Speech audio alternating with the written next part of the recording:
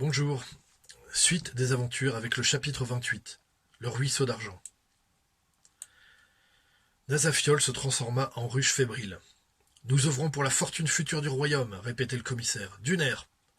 Olof Tresk s'était assuré en priorité que le filon d'argent reposait bien côté suédois. Stockholm et la Suède pouvaient respirer. Les premiers travailleurs, une dizaine de Suédois et 6 Lapons, arrivèrent à la mi-juin. Ils attaquèrent aussitôt le sommet de la montagne à la masse. Isco et Davet se rendirent avec le matériel de mesure vers un lac au fond de la vallée, en contrebas de Nasafiol. Les arbres qui bordaient la rive fournissaient le bois nécessaire pour chauffer la roche et la faire éclater quand les mineurs y déversaient l'eau du lac. Isco prenait ses mesures pour l'esquisse de la carte. Plongé dans son travail, il entendit un bruit. Discret, mais net. Un coup étouffé. Le bruit se répéta. Intrigué, il s'avança au milieu des arbres et aperçut Davet à une 50aine de pas de lui.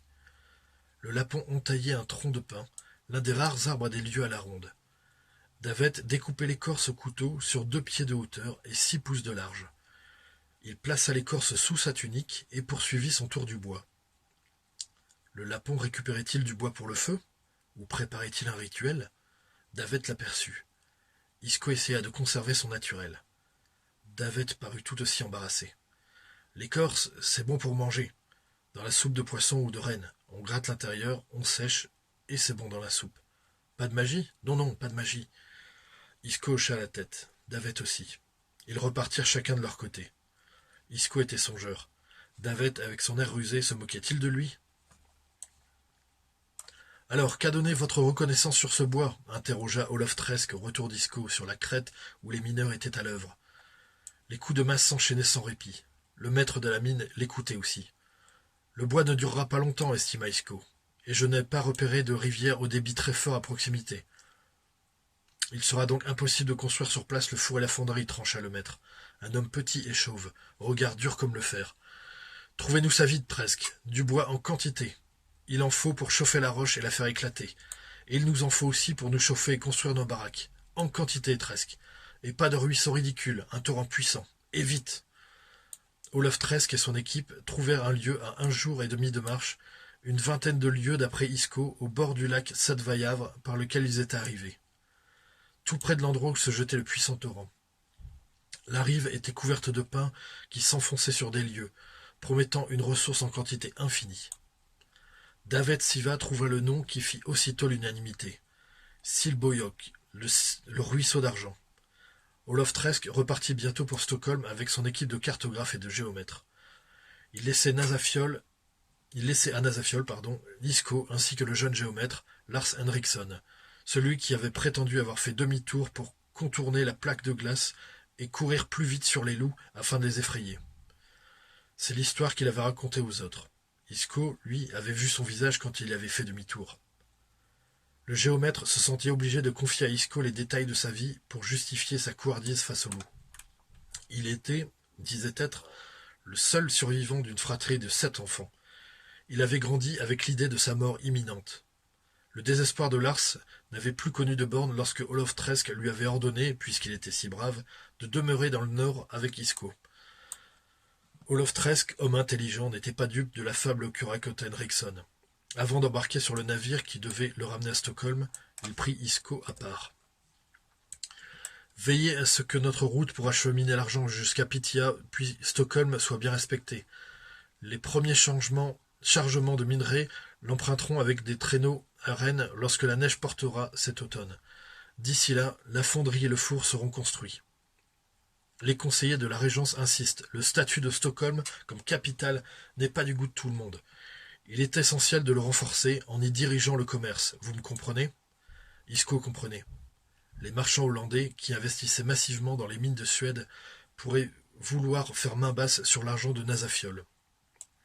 Outre Lars Henriksson, Davet Siva était devenu son inséparable compagnon de chantier, salarié par le commissaire aux affaires laponnes. Il avait tenu parole en interrogeant les occupants des tentes pour collecter des informations sur la femme du Vasa. Davet vint trouver Isco un matin. La femme que tu cherches s'appelle Daria. Elle appartient à une des familles de ces montagnes, là-bas, à quelques jours de marche. Certains la connaissaient assez bien. Daria, la Vierge verte, devenait femme, humaine. Elle avait un prénom. Une sorcière portait-elle un prénom? Tu la connais, toi? Il secoua la tête, difficile de savoir. Elle avait suivi son père il y a très longtemps. Il était allé vendre des peaux au marché d'Uppsala, à l'autre bout du pays. Je connais des chasseurs qui font ça parfois. C'est loin, mais on obtient plus de marchandises en échange que quand ces voleurs de marchands viennent ici. Uppsala, ça fait loin, effectivement. Oui, elle n'est pas revenue, pas avec son père. Le vieux n'a pas voulu raconter. Il est encore en vie? Davet fit un mouvement des paupières qui lui fronça le front. Plutôt non. Elle a réapparu il y a 2 ou 3 hivers avec cet enfant sans père. Elle mendiait, travaillait parfois comme femme à tout faire chez d'autres lapons. Davet Siva haussa les épaules. À quoi bon s'intéresser à elle? Ils sont nombreux à survivre dans la misère. Autour de Nasafiol, rien ou presque ne poussait. Il fallait tout ramener à dos d'hommes, de rennes ou sur les traîneaux.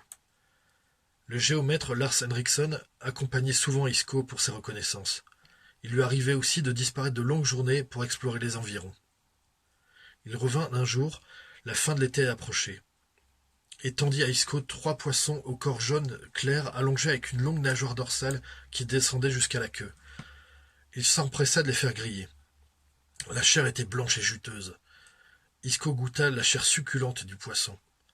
Davet Siva, à côté, mâchait également en silence. « Je les ai pêchés dans le fjord, s'exclama le géomètre. Des poissons de mer, à 2 jours à peine d'ici. Isco s'étonna. Lars Henriksen, qui l'avait habitué à fuir sa propre ombre, s'était aventuré seul dans les montagnes au risque de sa vie. Juste de l'autre côté de la montagne, continua le jeune homme, vers l'ouest, à moins d'1 lieue, on tombe sur une rivière qui traverse des gorges jusqu'à un immense fjord. Ces poissons viennent de la mer. La mer, monsieur, cela veut dire aussi un chemin bien plus rapide pour amener notre minerai. J'ai repéré ce trajet, je l'estime à 15 lieues, contre 80, monsieur, 80 jusqu'à Pitia.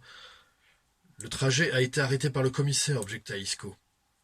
Voyez le travail que ça représente, monsieur, ces arbres à abattre pour construire les passerelles de troncs à travers les marécages. Tout ce matériel, ces réserves qu'on ne peut amener que l'hiver. Et les finances de notre pays ne peuvent tolérer le moindre retard. Les ordres, l'enthousiasme d'Erickson ne faiblit pas. Il faut ensuite de toute façon prendre la mer. Le gain de temps serait précieux.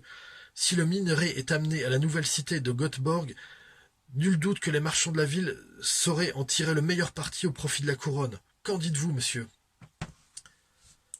Voilà. Suite au prochain chapitre, donc avec une nouvelle personne. Au revoir.